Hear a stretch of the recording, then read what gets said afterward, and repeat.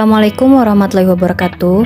Puji serta syukur kita panjatkan kehadirat Allah Subhanahu wa Ta'ala, karena berkat rahmatnya kita dapat berkumpul kembali untuk memenuhi salah satu tugas mata kuliah, kurikulum, dan pembelajaran.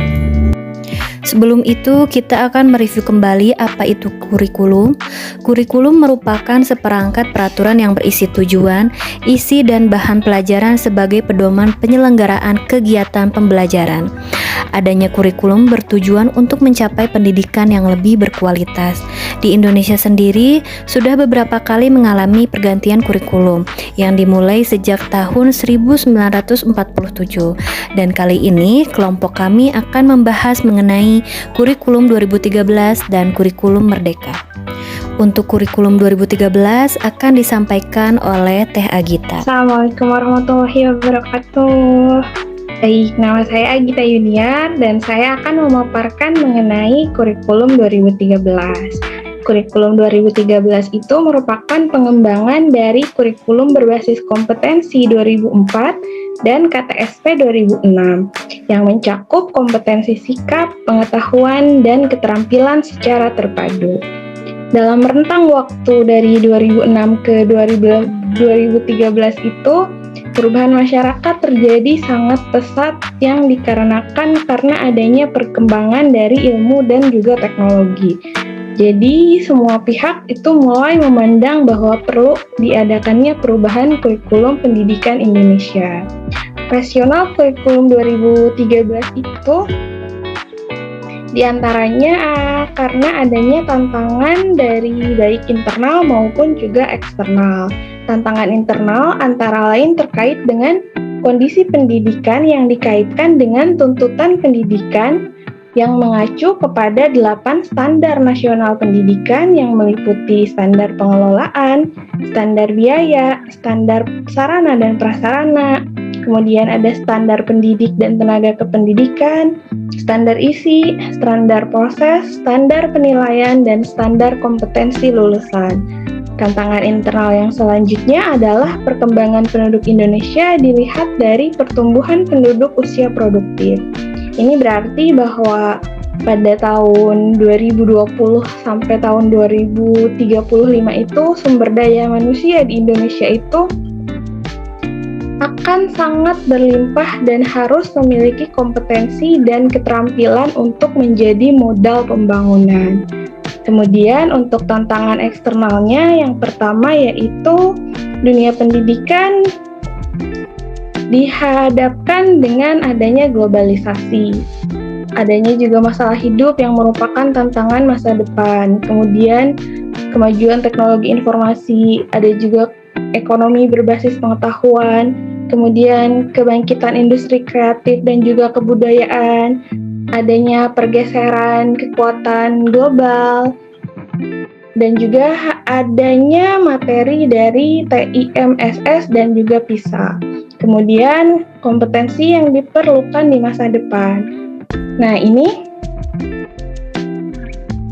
ada 10 poin yang juga menjadi tujuan dalam kurikulum 2013 ini mengenai kompetensi masa depan yang harus dimiliki oleh manusia Indonesia. Yang pertama itu kemampuan berpikir jernih dan kritis. Kemudian kemampuan mempertimbangkan segi moral suatu permasalahan. Lalu kemampuan menjadi warga negara yang bertanggung jawab. Kemampuan mencoba untuk mengerti dan juga toleran terhadap pandangan yang berbeda. Kemudian kemampuan hidup dalam masyarakat yang mengglobal. Lalu memiliki minat luas dalam kehidupan, memiliki kesiapan untuk bekerja, memiliki kecerdasan sesuai dengan bakat dan minatnya, serta memiliki rasa tanggung jawab terhadap lingkungan. Kemudian ada persepsi dari masyarakat. Masyarakat kita pada saat itu menganggap bahwa kurikulum sebelumnya terlalu menitik beratkan pada aspek kognitif dan kurangnya pendidikan yang bermuatan karakter. Kemudian beban siswa juga pada saat itu dinilai terlalu berat. Kemudian ada juga perkembangan dari pengetahuan dan pedagogi. Terdapat perkembangan dalam pembelajaran mengenai peserta didik seperti dari bidang neurologi dan juga psikologi, serta adanya strategi pembelajaran baru seperti observation based learning dan juga collaborative learning. Kemudian adanya juga fenomena negatif yang mengemuka di masyarakat Indonesia seperti tawuran pelajar, kemudian narkoba, budaya korupsi yang semakin meningkat. Kemudian di dalam pendidikan juga banyak terjadi plagiarisme dan saat itu juga terjadi gejolak masyarakat. Nah, selanjutnya ada penyempurnaan pola pikir. Nah, jadi menurut perumus saat itu pendidikan yang sesuai dengan kebutuhan masa depan itu hanya akan terwujud apabila terjadi pergeseran atau perubahan pola pikir. Nah, pergeseran dan perubahan pola pikir itu meliputi proses pembelajaran yang diantaranya itu yang awalnya berpusat dari guru harus berpusat kepada siswa. Yang awalnya satu arah harus interaktif. Kemudian yang awalnya pasif, kemudian harus aktif dan menyelidiki. Ada juga harus menstimulasi rasa tunggal menuju stimulasi ke segala penjuru. Kemudian ada dari produksi massa menuju ke kebutuhan pelanggan dan adanya juga dari usia sadar tunggal menuju jamak dan lain sebagainya. Kemudian ada juga penguatan tata kelola kurikulum. Pada kurikulum 2013 ini, penyusunan kurikulum dimulai dengan menetapkan standar kompetensi lulusan berdasarkan kesiapan peserta didik, tujuan pendidikan nasional dan juga kebutuhan yang ada. Nah, setelah kompetensi ditetapkan, kemudian ditentukan kurikulumnya yang terdiri dari kerangka dasar kurikulum dan juga struktur kurikulum.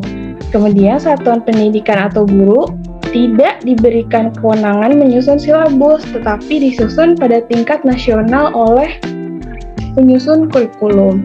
Nah, kemudian ada pendalaman dan perluasan materi. Berdasarkan penilaian pembelajaran, ternyata pembelajaran di Indonesia itu sudah sangat berbeda dengan tuntutan zaman pada saat itu dan juga sangat berbeda dengan apa yang diujikan atau yang distandarkan di tingkat internasional.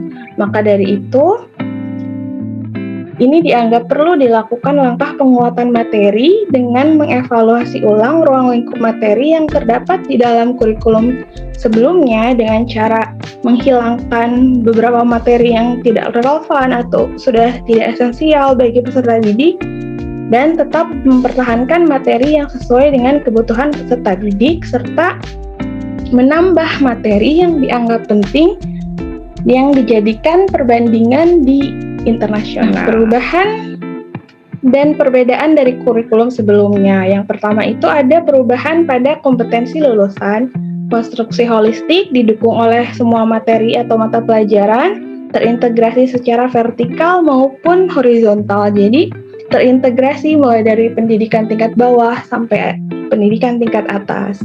Kemudian ada perubahan pada materi pembelajaran yang dikembangkan berbasis kompetensi sehingga memenuhi aspek kesesuaian dan kecukupan, kemudian mengakomodasi konten lokal, nasional, dan juga internasional yang berdasarkan standar dari TIMMS, kemudian PISA, dan juga PIRLS.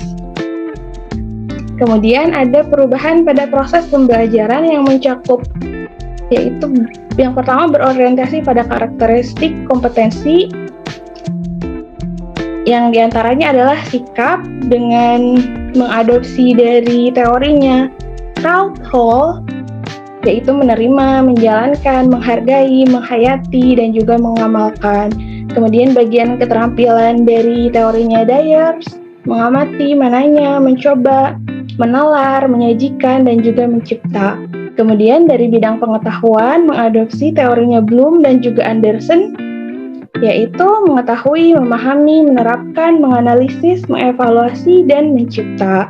Kemudian pendidikan juga menggunakan pendekatan saintifik dan karakteristik untuk kompetensinya harus sesuai dengan jenjang.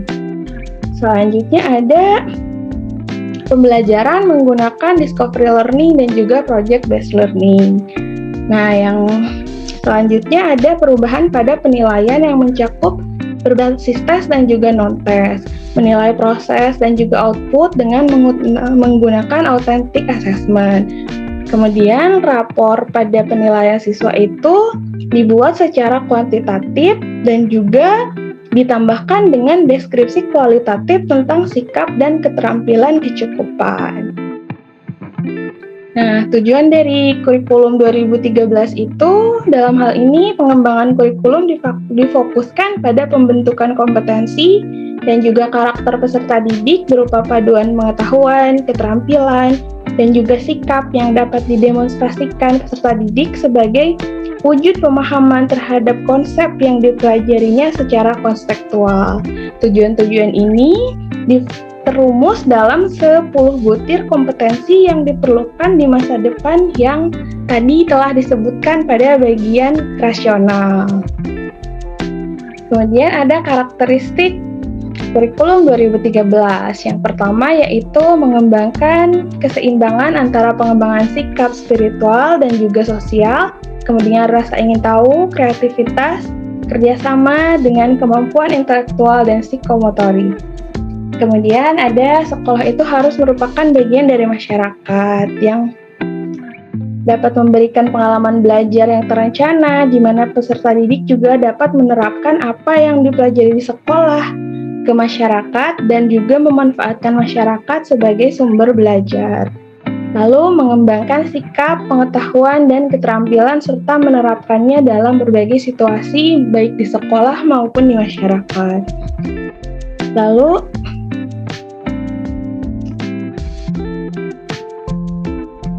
next dahulu. Ada memberi waktu yang cukup leluasa untuk mengembangkan berbagai sikap, pengetahuan, dan juga keterampilan. Kemudian kompetensi dinyatakan dalam bentuk kompetensi inti kelas yang dirinci lebih lanjut dalam kompetensi dasar mata pelajaran. Kompetensi inti kelas menjadi unsur pengorganisasi, kemudian kompetensi dasar di mana semua kompetensi dasar dan proses pembelajaran itu dikembangkan untuk mencapai kompetensi yang dinyatakan di dalam kompetensi inti. Kemudian ada kompetensi dasar dikembangkan dan didasarkan pada prinsip akumulatif, saling memperkuat dan juga memperkaya antar mata pelajaran dan jenjang pendidikan.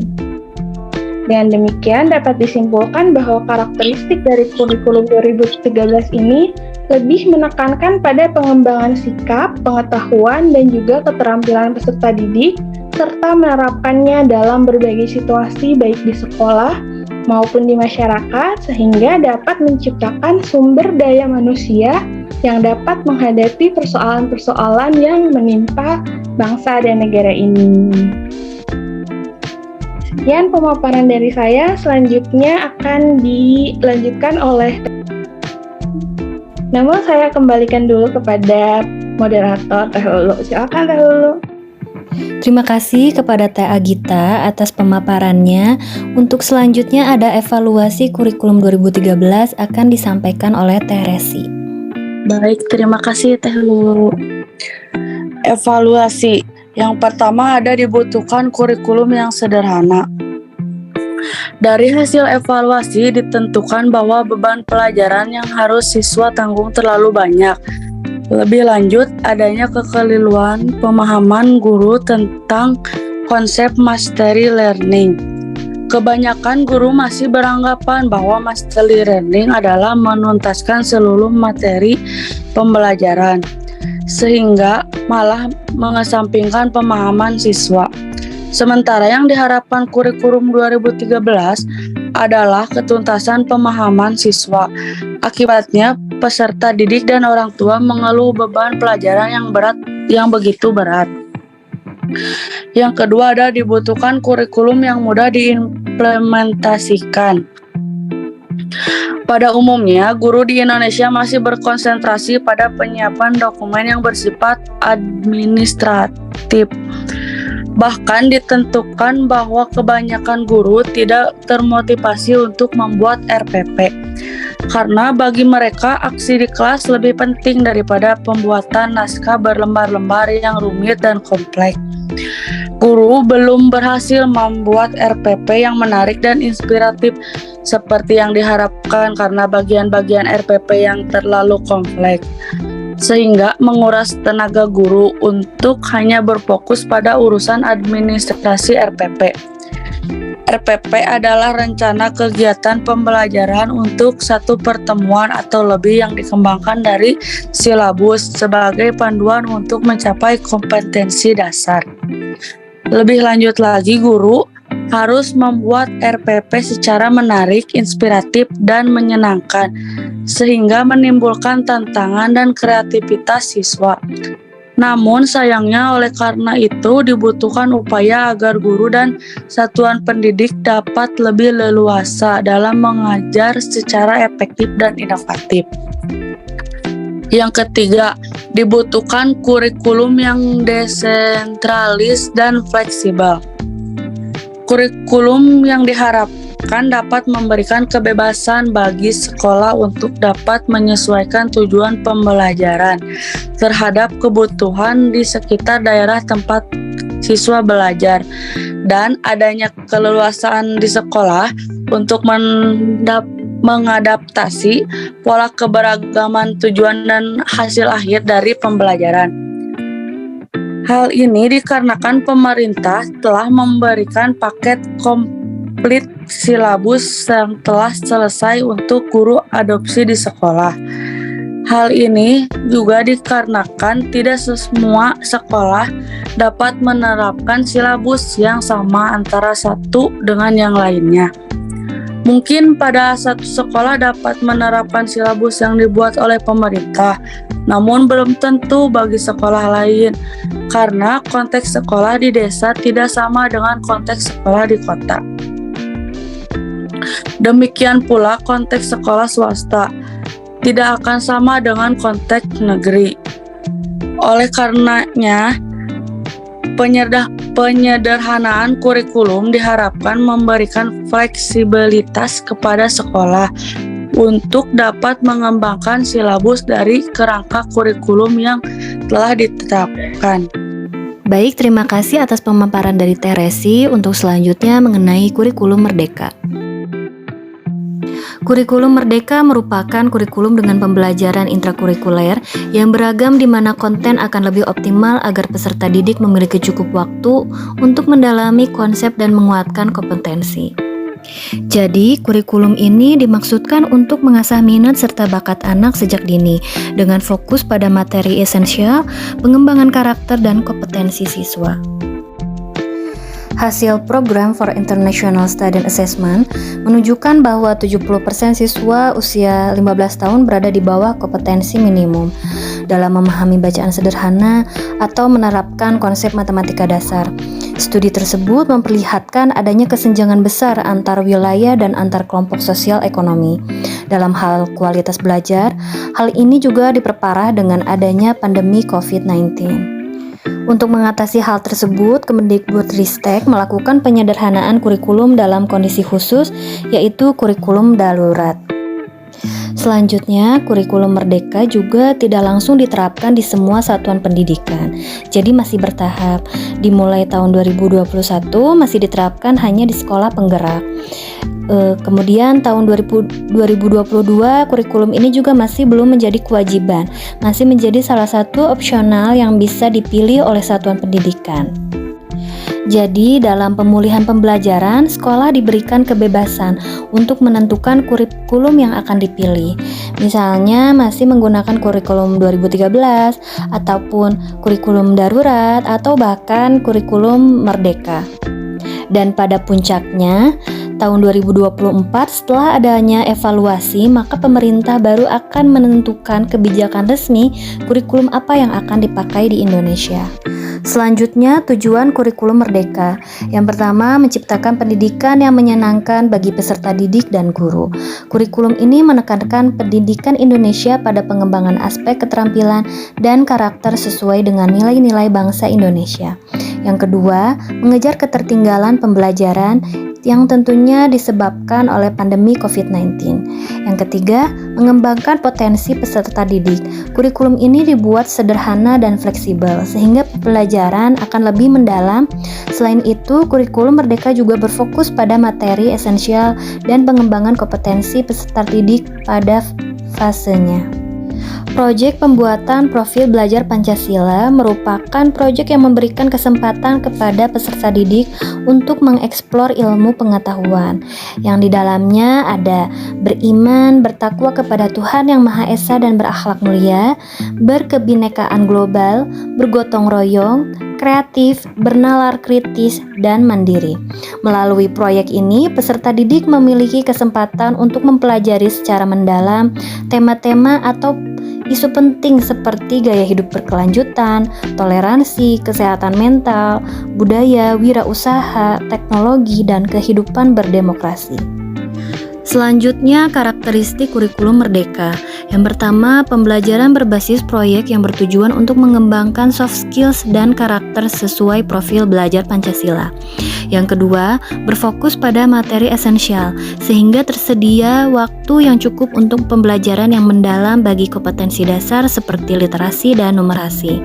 Yang ketiga, fleksibilitas bagi guru dalam melakukan pembelajaran yang terdiferensiasi sesuai dengan kemampuan peserta didik dan melakukan penyesuaian dengan konteks dan muatan lokal.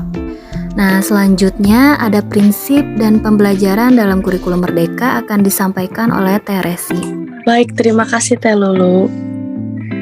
Prinsip pembelajaran kurikulum merdeka. Yang pertama ada pembelajaran intrakurikuler yang dilakukan secara terdiferensiasi, sehingga peserta didik memiliki cukup waktu untuk mendalami konsep dan menguatkan kompetensi. Hal ini juga memberikan keleluasaan bagi guru untuk memilih perangkat ajar yang sesuai dengan kebutuhan dan karakteristik peserta didiknya. Yang kedua ada pembelajaran kokurikuler berupa proyek penguatan profil pelajar Pancasila. Proyek penguatan profil Pancasila ini berprinsip pembelajaran interdisipliner yang berorientasi pada pengembangan karakter dan kompetensi umum. Lalu yang ketiga ada pembelajaran ekstrakurikuler dilaksanakan sesuai dengan minat murid dan sumber daya satuan pendidik. Perbedaan dengan kurikulum 2013. Kurikulum merdeka menyasar capaian pembelajaran disusun per fase, dinyatakan dalam paragraf yang merangkaikan pengetahuan, sehingga sikap juga keterampilan untuk mencapai, menguatkan, dan meningkatkan kompetensi. Jam pelajaran. Kurikulum merdeka diatur per tahun sehingga alokasi waktu untuk mencapai bisa fleksibel. Lalu ada menggunakan pendekatan pengorganisasian, pembelajaran berbasis mapel tematik atau terintegrasi. Kurikulum merdeka juga menggunakan paduan pembelajaran intrakurikuler dan kokurikuler melalui proyek penguatan profil pelajar Pancasila. Kurikulum merdeka memakai pembelajaran terdiferensiasi sesuai tahap capaian siswa. Kurikulum merdeka penilaian diutamakan pada proyek penguatan profil pelajar Pancasila. Kurikulum merdeka disertai perangkat panduan pembelajaran dan asesmen, panduan pengembangan kurikulum operasional sekolah, panduan pengembangan proyek penguatan profil pelajar Pancasila, panduan pelaksanaan pendidikan inklusif, panduan penyusunan program pembelajaran individual, dan modul layanan bimbingan konseling. Yang terakhir ada pemerintah turut menyediakan perangkat ajar berupa modul ajar, alur tujuan pembelajaran, contoh proyek penguatan profil pelajar Pancasila, dan contoh kurikulum operasional sekolah.